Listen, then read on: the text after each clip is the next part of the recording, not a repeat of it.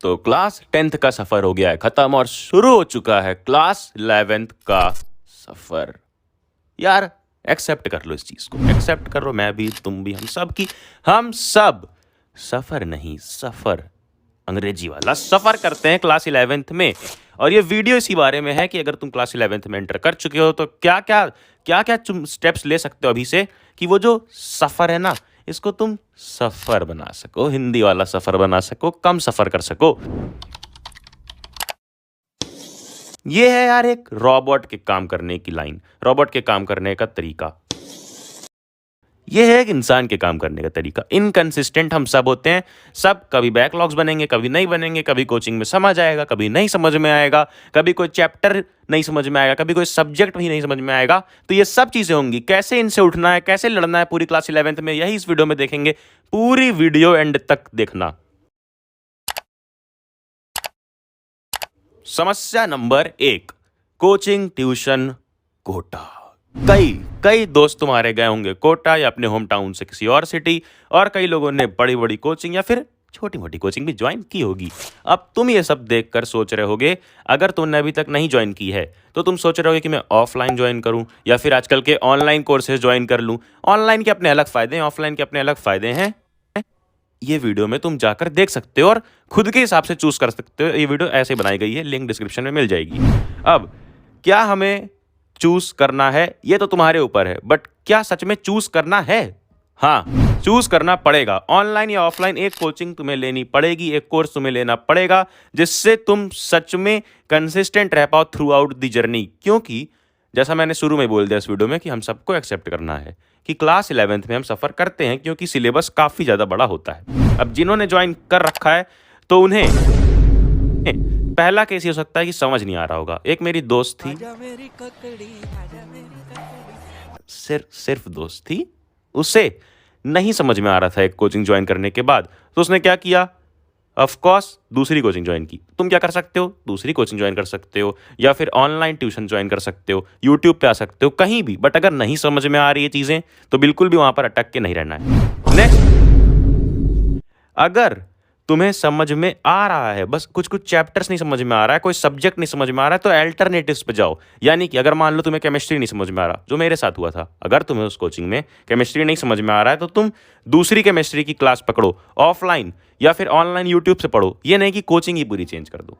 Next चीज होती है बैकलॉग्स, यानी कि चैप्टर छूट जाना। ये कैसे होता है?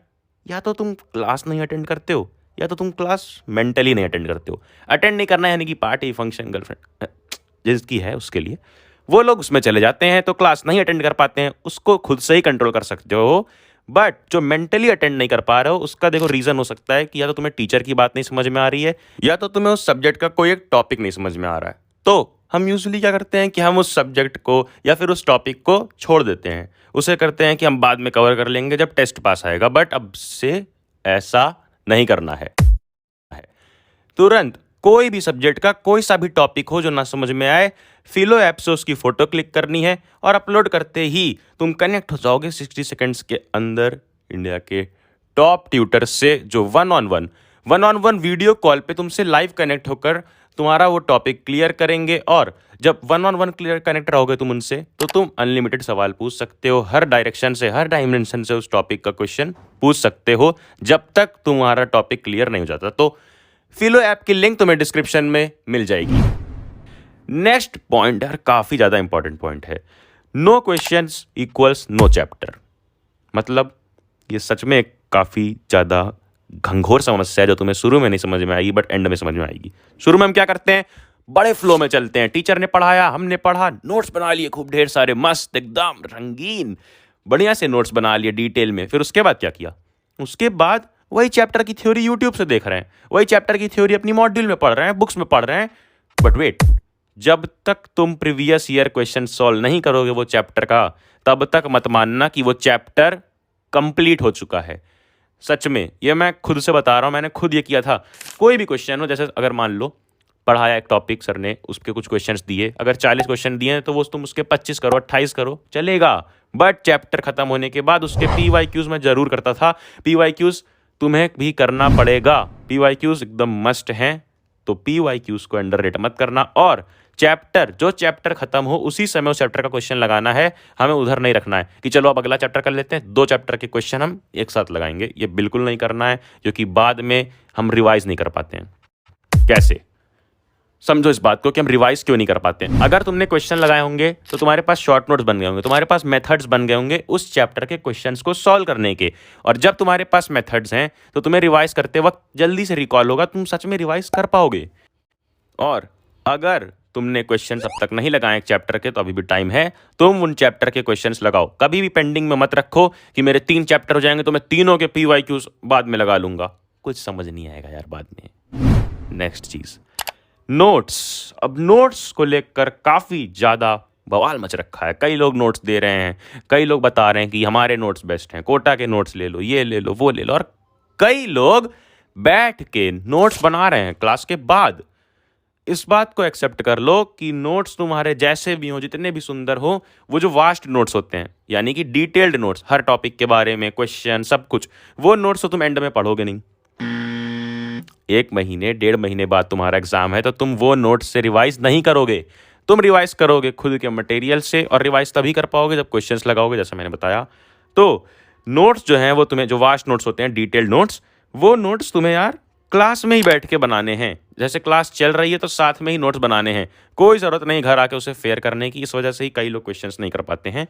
तो नोट्स क्लास में ही बना लेने हैं, क्योंकि बाद में जब तुम्हारा चैप्टर कंप्लीट होगा तो तुम खुद से शॉर्ट नोट्स बना लोगे, खुद से चीज़ें, अपना मटेरियल एक बना लोगे रिवीजन का, जो एंड में तुम सिर्फ उसे ही प्रीफर करना चाहोगे। डिटेल्ड नोट्स काफ़ी कम खोलोगे। ये चीज़ तुम अपने किसी सीनियर से भी जाकर पूछ सकते हो। और क्लास 11th का सिलेबस काफ़ी ज़्यादा बड़ा है, तो उस बड़े से सिलेबस को देखकर डरना नहीं है। किस तरह से टाइम सेव करना है कि नोट्स डिटेल नहीं बनाने हैं, नोट्स क्लास में ही बना लेने हैं, और कैसे बैकलॉग्स नहीं करना है, क्योंकि बैकलॉग्स में ही टाइम चला जाता है और इसलिए इससे सिलेबस डिले हो जाता है। ये सब चीज़ों का ध्यान रखना है, और कई लोग का टाइम सेव होगा इस चीज़ से।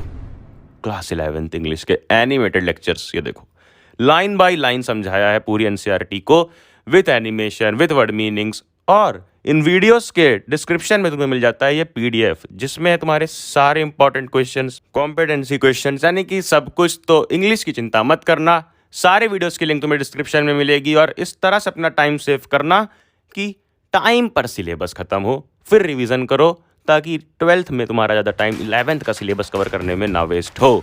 और थोड़ी दोस्तों को भी मदद कर दे, ये वीडियो सब में फैला के, वीडियो सब में शेयर कर दे, नोटिफिकेशन वाली घंटी छेड़ दो कि तुमसे कुछ भी अब मिस ना हो। और फिर क्या, अबे जाना, जा पढ़ ले।